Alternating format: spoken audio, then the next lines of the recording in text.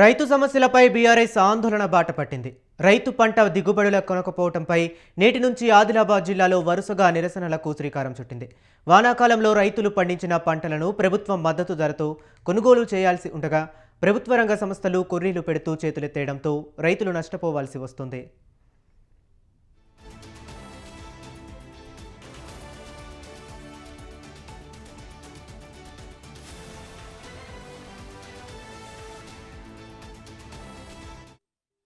ఆదిలాబాద్ జిల్లాలో వానాకాలంలో రైతులు పత్తి, సోయా, కంది, మొక్కజొన్న పంటలు సాగు చేశారు.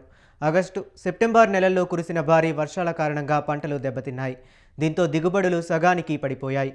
సోయాబీన్ ఎకరాకు 10 క్వింటాళ్లు, మక్క 30 క్వింటాల వరకు దిగుబడులు రావాల్సి ఉండగా సోయా 5 నుంచి 6 క్వింటాళ్లు, మక్క 20 నుంచి క్వింటాల లోపు వచ్చాయి. సోయా క్వింటాలకు 5,328, మక్కలు క్వింటాలకు 2,400 మద్దతు ధర ఉండగా నవంబర్ మొదటి వారంలో మార్క్ ఫెడ్ ఆధ్వర్యంలో పంటల కొనుగోళ్లను ప్రారంభించారు.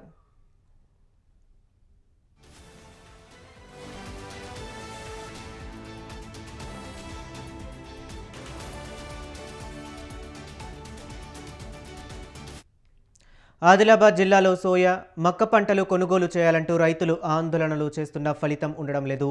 పంటల అమ్మకం కోసం తిరిగి వేసారిన రైతులు ఆందోళన బాటపట్టారు. బేలా, బజార్, హత్నూర్ మండలాల్లో ఇటీవలే బంద్ పాటించారు. ఆదిలాబాద్, బోధ్ మార్కెట్ యార్డుల ఎదుట ధర్నా నిర్వహించారు.